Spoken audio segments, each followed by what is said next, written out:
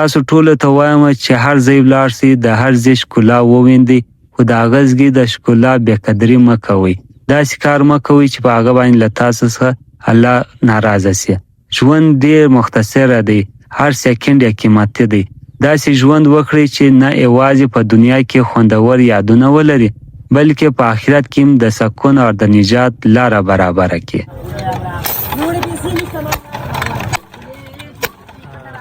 خیر درته لمونځ کولو وروسته بیا د باندې راووتل، یو څه به مې دلته څښلي مې او بیا ملګرو بایکونه سټارټ کړلو. زه د ارشد سره پر بایک کښېنستلم او موږ ټوله روان سولو د اسلام آباد خواته. هلته چې ورسېدل نو یو هوټل و چې د کوټې والا ولو پر هغه باندې کښېنستل او د چای آډر مې ورکړ.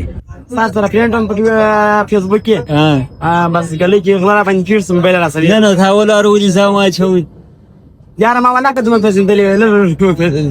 وس سمو پیژندل سمو پیژندل یو ګوره و ګوره ان تیم مسابقه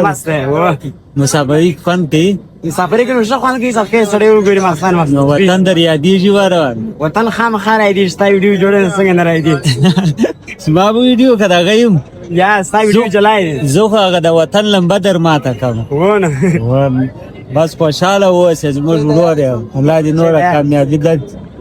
دا ځوان د دې کار کوي اول واره نه د په شک کې ول او دا وس سره پوسول دی څه دا وس هم زته لو یار ځوان دی الله دې بس کامیابی ورکړي الله دې خوشحال دې دلیل چي وکړي په نه پرېږدي